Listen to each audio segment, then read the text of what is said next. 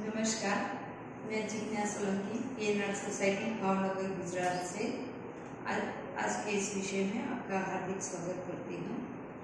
आज का टॉपिक है असेसमेंट ऑफ डेफ ब्लाइंडनेस। तो सबसे पहले हम ये जानेंगे कि डेफ ब्लाइंडनेस क्या है। ऐसे बच्चे जिनमें विजन और हियरिंग सीवियर मात्रा में पाई जाती है, यानी कि विजन और हियरिंग दोनों अधिक से अधिक मात्रा में अफेक्टेड होते हैं। इन बच्चों की लर्निंग इस वजह से बहुत क्रूशियल होती है और उनका असेसमेंट करना बहुत ही एक कॉम्प्लेक्स प्रॉब्लम होता है। डेफ ब्लाइंड बच्चों में एडिशनल डिसेबिलिटीज़ भी पाई जाती हैं, जैसे कि न्यूरोलॉजिकल डिसेबिलिटीज़ में सेरेब्रल पाल्सी, कॉग्निटिव इम्पेयरमेंट में मेंटल रिटार्डेशन और लर्निंग डिसेबिलिटीज़ भी पाई जाती है। तो आज हम देखेंगे कि डेफ ब्लाइंडनेस बच्चों की डिसेबिलिटीज़ में उनकी लर्निंग के वजह से लर्निंग में क्या क्या इफेक्ट्स होती है। तो सबसे पहले जानेंगे कि उनमें लर्निंग के बारे में क्या क्या चैलेंजेस आ सकती हैं। एक तरीके से देखें तो इनमें एडिशनल डिसेबिलिटीज़ होने की वजह से उनमें कुछ खास ज़रूरतें पाई जाती है, जैसे कि उनका जो विजन और हियरिंग है हम सबसे ज़्यादा उससे सीखते हैं और इन बच्चों में ये अफेक्टेड होता है। इसीलिए वो अपने आसपास की दुनिया में क्या चल रहा है, क्या हो रहा है या क्या उपलब्ध है, वो सब जानने से वंचित रह जाते हैं। इस वजह से इनकी सोशल रिलेशनशिप्स वो बना नहीं सकते हैं, अपने फ्रेंड्स नहीं बनते हैं, फैमिली में अदर जो फैमिली मेंबर्स हैं उनके साथ उनका डायरेक्ट सोशलाइजेशन नहीं होता है। वो अपनी नीड को ठीक तरीके से एक्सप्रेस नहीं कर सकते हैं और अपने आप में वो एक्टिविटीज़ में उलझे रहते हैं। तो ऐसे बच्चे को हम इस पिक्चर के माध्यम से देखेंगे कि अगर बच्चे अपने एनवायरनमेंट को नहीं एक्सप्लोर कर सकते हैं तो वो अपने जो नज़दीकी फैमिली मेंबर है उनके ऊपर एक्सेस ज़्यादा से ज़्यादा सुविधा पाने के लिए डिपेंडेंट रहते हैं।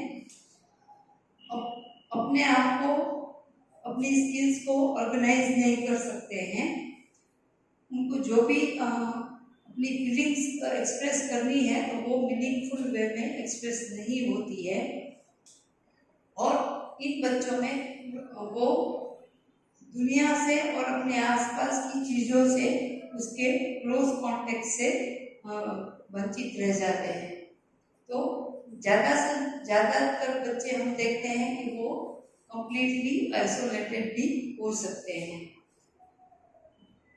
विजन और हियरिंग को इफेक्टिवली यूज़ करने से हम अपने आसपास की दुनिया में अपनी निजी ज़रूरतों को, अपने आप को एक्सप्लोर कर सकते हैं और इन बच्चों में ये बहुत कम होता है। उसको अपने आसपास की गतिविधियों से भी जानकारी नहीं होती है।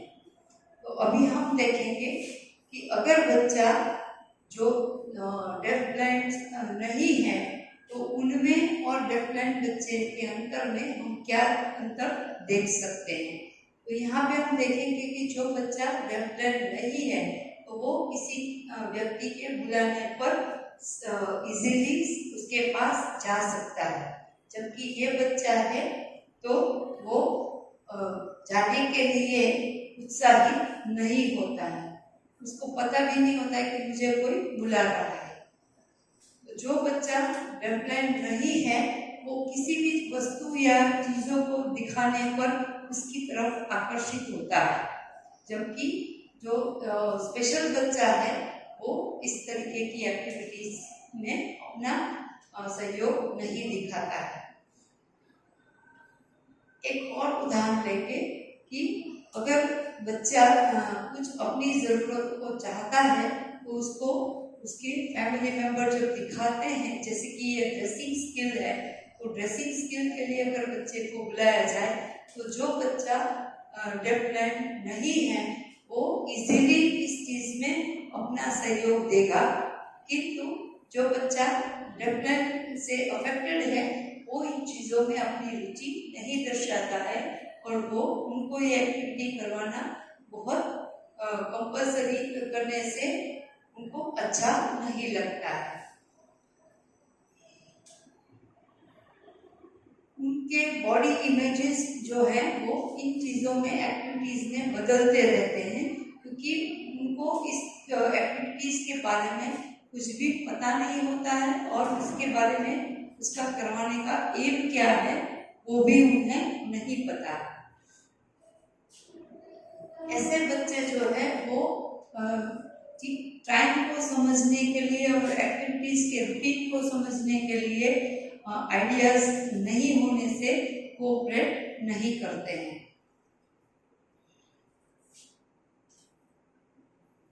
डेफ ब्लाइंड से ग्रसित बच्चे जो है वो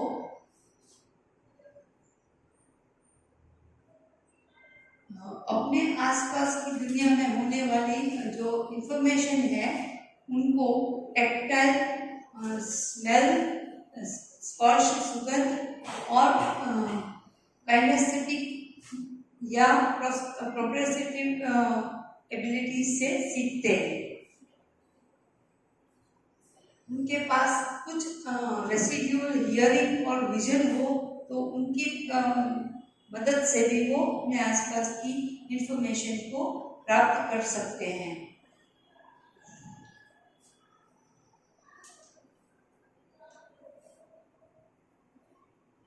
इन बच्चों में उनके पास कांस्टेंट तरीके से आवाज और दृश्य को पहुंचाना बहुत जरूरी होता है। किसी भी तरीके से अगर उनकी रेसिड्यूअल हियरिंग और विजन है तो उसका बेहतर प्रयोग किस तरीके से किया जा सकता है वो जानना आवश्यक है। इन बच्चों को अधिक से अधिक हम अपॉर्चुनिटी दें कि वो अपने आसपास की दुनिया के साथ अटैच हो सके, उसकी इंफॉर्मेशन प्राप्त करें और अपने आप में जो भी चीजें, जो भी एक्टिविटीज है उसमें एक्टिवली इन्वॉल्व हो। इस फिगर में हम देखेंगे चित्र में कि अगर उसको कहा जाए, उसको सिखाया जाए तो बच्चा अपने आप मटके में से पानी लेकर पी सकता है। तो अपनी जरूरतों के बारे में वो धीरे धीरे टैक्टाइल के माध्यम से, फिर स्मेल के माध्यम से, ऑल्फैक्टिक सेंसेस और काइनेस्थेटिक व्यू से वो सीख सकता है।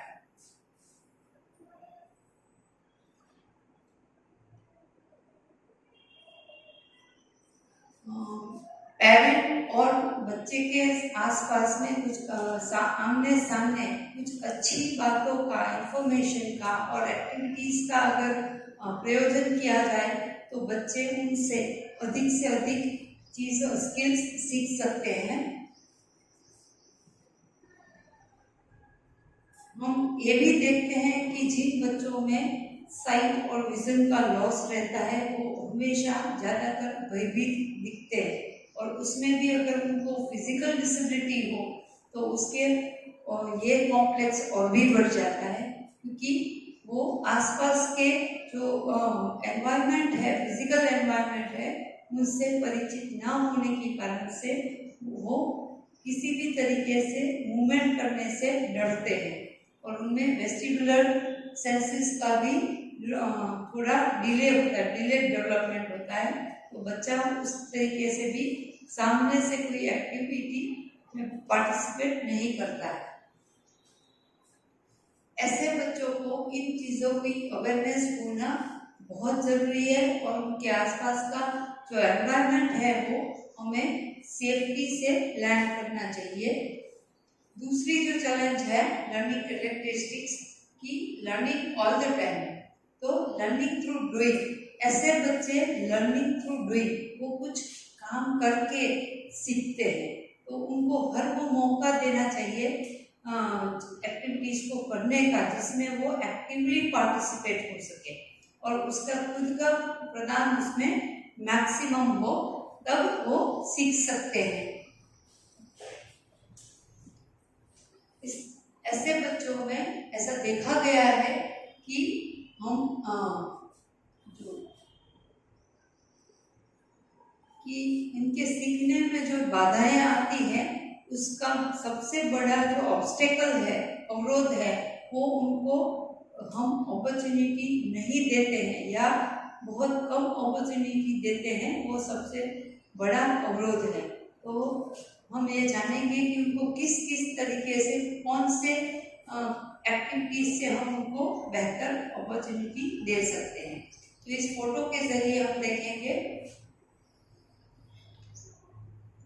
ऐसा जो डेवलप्ड बच्चे हैं उनको, जो बच्चे हैं वो हम एक्टिविटीज जैसे कि एक्टिविटीज ऑफ डेली लिविंग के जरिए हम सबसे पहले सिखाने की कोशिश करेंगे, क्योंकि एक्टिविटीज ऑफ डेली लिविंग है वो हमारे जीवन का अभिन्न अंग है और उसको सीखना, उसमें इंडिपेंडेंसी लाना एक स्पेशल बच्चे के लिए उम्र के हिसाब से बहुत ज़रूरी होता है। तो हम सबसे पहले ये चीज़ों को अपने रूटीन में डालेंगे।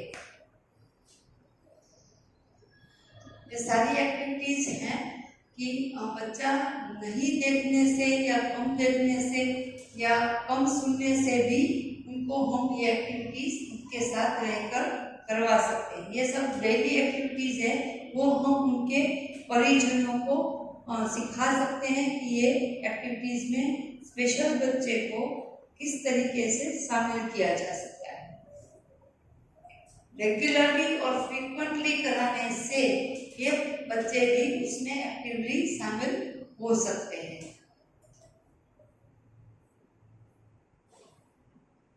फिर हम देखेंगे कि लर्निंग इज मीनिंगफुल। हम स्पेशल बच्चे, खास करके डेफलाइंड बच्चे को जो भी सिखाएं वो मीनिंगफुल होना चाहिए।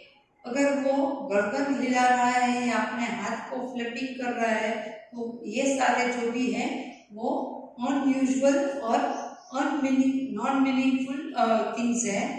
इसमें से बच्चे को बाहर निकाल के हम बच्चे को क्लैप करना सिखा सकते हैं, एक्शन सॉन्ग सिखा सकते हैं कि जिसमें उसको जो क्लैप करना है वो मीनिंगफुल बन सकता है। तो हमेशा ये देखेंगे कि लर्निंग जो भी सिखाए वो उसका कुछ ठोस उपयोग अपनी निजी जिंदगी में वो कर सकते हैं। तो हमने जो डिस्कस किया है कि डेवलप्ड जो बच्चे हैं उनके पास लैक ऑफ सेंसेस है, ये जो विजन और हियरिंग है वो हमारी डिस्टेंस सेंसेस है, तो वो बहुत कम होती है।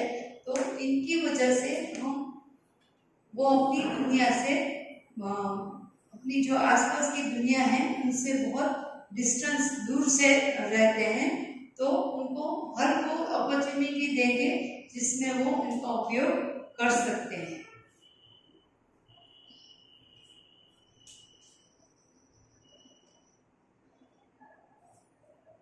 ऐसा हम एनवायरनमेंट प्लान करेंगे कि जिसमें बच्चे अपनी हम उम्र के बच्चों के साथ वो सारी एक्टिविटीज कर सकते हैं जो उनके लिए ज़रूरी हो, और वो बच्चे को स्कूल और कम्युनिटी में, घर पे, सब जगह पे उपयोगी हो। तो ये एक्टिवली इस चित्र के माध्यम से हम देखेंगे कि बच्चे अपने हम उम्र स्टूडेंट्स के साथ स्कूल में घुलने मिलने के लिए अपना हैंडशेक कर रहे हैं। तो हैंडशेक से वो दूसरों के साथ कनेक्ट होने का पहली अपॉर्चुनिटी को पाते हैं, और फिर धीरे धीरे उनके साथ फ्रेंडशिप करने से उनकी दूसरी जो एक्टिविटीज है उसमें भी पार्टिसिपेट हो सकेंगे। आगे हम देखेंगे कि बच्चे जो है वो उसको मीनिंगफुल तरीके से अपने फैमिली मेंबर्स को पहचानना है। उनके पास आने वाला हर वो अनफेमिलियर व्यक्ति को फेमिलियर बनाने के लिए कुछ पर्टिकुलर स्पेसिफिक साइन देना आवश्यक होता है कि जब हम देख नहीं सकते हैं या सुन नहीं सकते हैं तो सामने वाले व्यक्ति को पहचानने में और उनके साथ कनेक्ट होने में बहुत सारी चैलेंजेस आती है। तो यहाँ पे हम देखेंगे कि किस तरीके से एक स्पेशल टीचर, पेरेंट या सिबलिंग्स स्पेशल बच्चे के साथ कनेक्ट हो सकते हैं। तो यहाँ पे हम चित्र में देखा है कि उसकी बच्चे की मम्मी है, वो कुछ पर्टिकुलर तरीके से बैंगल्स पहनती हैं, तो बच्चे को उस बैंगल का स्पर्श कराकर वो अपनी पहचान बच्चे के साथ नियमित रूप से बना लेती है। तो उसी तरीके से बच्चे को जो वो उसकी बैंगल है वो बैंगल यूज कर सकती हैं, पर्टिकुलर साइज की बिंदी यूज कर सकती है, पर्टिकुलर पैटर्न का टेक्सचर वाला दुपट्टा यूज कर सकती है। तो ये ऐसी ऐसी अलग अलग चीजों से जो बच्चे के साथ कनेक्ट होने वाले व्यक्ति है वो अपनी पहचान बना सकते हैं। तो इनसे बच्चे की सीखने की जो स्किल है वो मीनिंगफुल बन सकती है और फन भी हो सकता है, उसमें बच्चे को आनंद भी मिल सकता है। और ये चीजें जो है वो कांस्टेंट होनी चाहिए और कंसिस्टेंट होनी चाहिए। तो अगर उसको एक दिन सिखाया और 10 दिन नहीं सिखाएंगे तो उसका कोई मीनिंग नहीं बनता है। तो हम अक्सर देखते हैं कि बच्चे और टीचर उसके साथ सिखाने के लिए